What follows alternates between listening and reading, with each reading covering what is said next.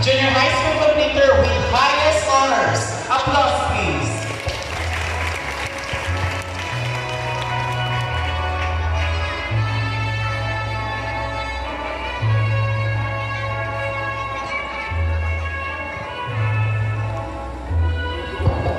They say life is not measured by the number of breaths we take, but by the moments that take our breath away. And I guess this is one of them.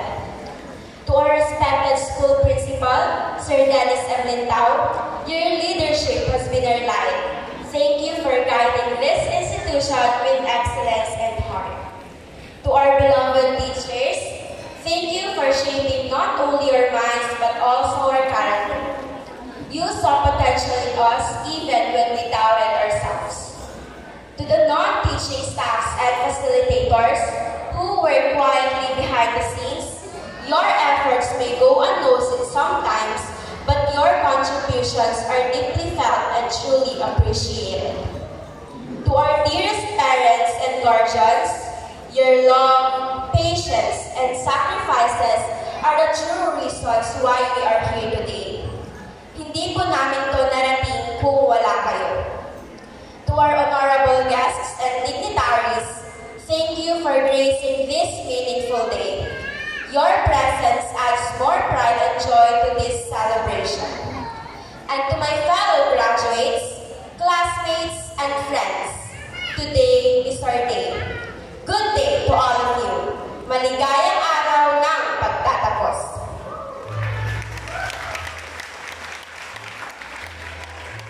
It is with deep gratitude and overwhelming emotion that I stand before you now. Hindi ko aakalain na aabot tayo sa puntong ito ng ating buhay. Isang yugto na natapos na, ngunit nagsisilbing panibagong simula.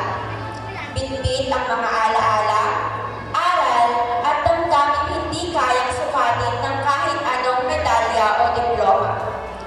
July 29, 2024, when our school year began. Batch 2024-2025. At magmula ng araw na yon, alam na nating lahat. This journey won't be easy. Pero kahit mahirap, we stayed, we endured, we pushed forward.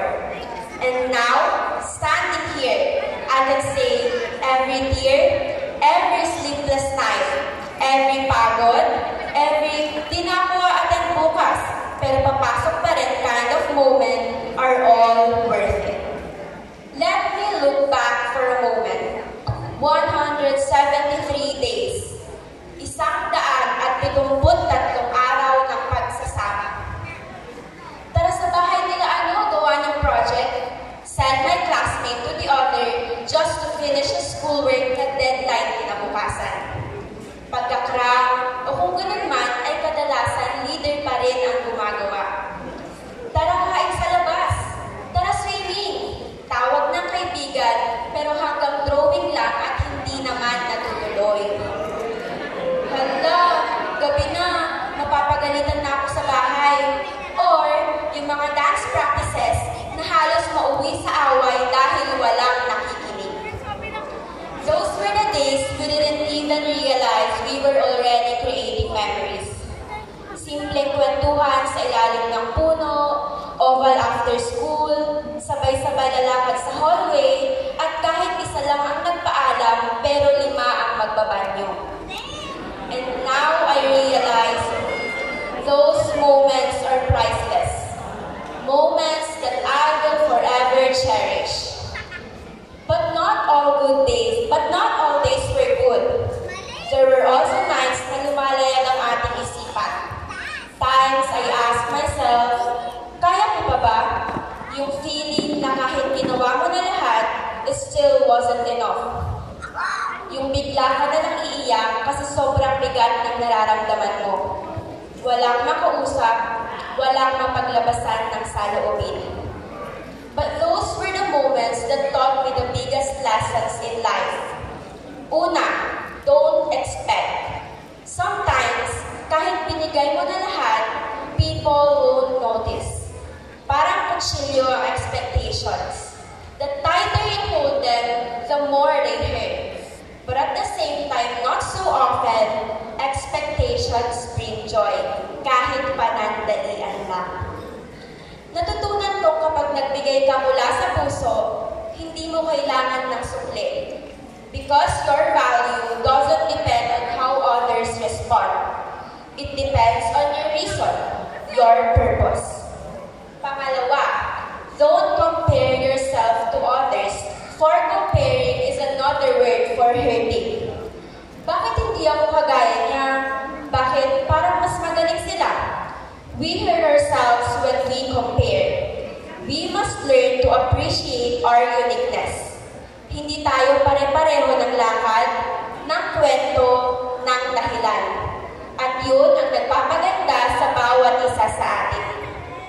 Pangatlo, offer everything to God, for He is the beginning of everything. May mga araw na parang wala ng lakas, pero kailangan pa rin pumasok, ngumiti, magsalita, acting like everything's alright. But when I gave everything to God, yung sakit, yung doubts, yung mga tanong na walang sagot, He gave me peace. Kaya ngayon, hindi lang ito tagumpay natin o ng mga magulang natin. Tagumpay ito ng Diyos na hindi tayo iniwan.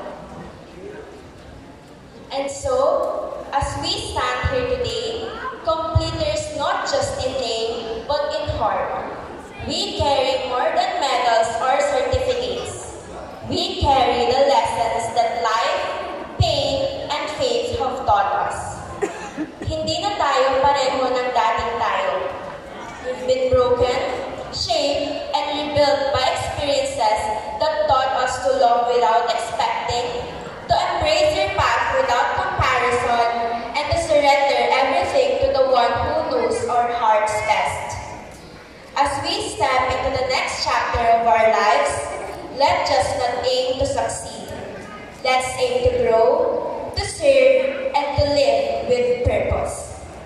Because the true measure of success isn't just how far we go, but how deeply we live and how faithfully we trust the journey God has written for us. To our beloved teachers, especially Sir Marino Cuja, thank you. Salamat sa pag-unawa, sa paggabay, sa pag-aalaga sa amin. Kahit sobrang kulit at ingay ng classroom, kahit minsan kulang sa gawa at sobra sa asaran, you stayed patient. You stayed kind. You are the best advisor we could ever ask for. To Ma'am Marjorie and Ma'am Raquel, our second parents in journalism, thank you for teaching us how to manage our time wisely, write with heart, and think critically. You didn't just train our minds. You trained our discipline and our purpose. To Ma'am Emily, Ma'am Novi, Sir Alvin, Ma'am Sheila, Ma'am Dada, Ma'am Mary Rose, and to all of our subject teachers, salamat po. You didn't just teach us lessons. You gave us direction. Ang inyong mga boses, karunungan, at presensya ang siyang humubog sa amin sa kung sino at kung ano kami ngayon. To my past advisory teachers, Ma'am Jacqueline, Ma'am Rhea, and Sir Romeo, thank you for still being there even when we already moved forward. You never stopped caring. We may have left your classroom, but you stayed in our hearts. To Sir Marvin and Ma'am Lovely, thank you for the memories inside and outside the classroom. Thank you for the kwentuhan and tawanan that echoed on all four floors of our building. Even when we're already together for a short period of time, you gave us memories that will last forever. To our faculty and staff, those who prepare documents, clean the school, fix what's broken, you are the silent strength of this school. You are not always seen, but you are felt. Thank you.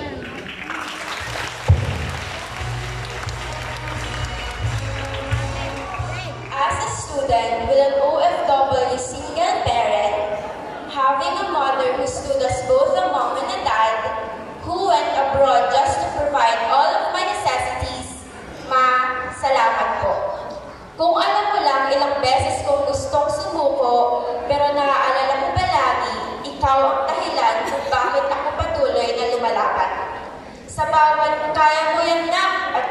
mo, sa bawat panalangin mong hindi mo man sabihin pero nararamdaman ko. Itong medalya at sertipiko ay alay ko sa'yo.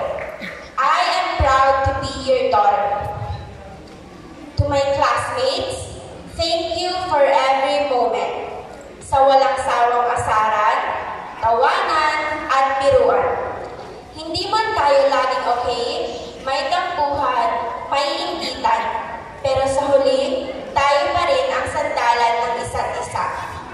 Thank you for the laughter, the chaos, the tears, and the friendship.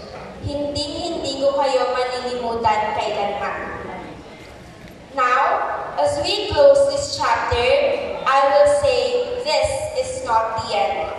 This is a beautiful beginning. Kung sakaling maligaw tayo sa mga susunod na taon, tandaan niyong minsan tayong naging bahagi ng kwento ng isa't isa. At sa kwento ng mundong ito, importante yun. Sa dulo ng lahat, may simula. At sa simula na yun, dalhin natin ang lahat ng natutunan, lahat ng minahal, at lahat ng ipinagdasal. And when the world tries to shake us, may we remember, we are not just a batch. We are a story. We are a storm that calmed itself. We are a prayer that stood up, wore a uniform, and made it to the finish line. This is not just the end. This is our becoming. Muli, congratulations sa ating lahat. Thank you at sa Diyos ang lahat ng papuri ngayon at magpahalaga.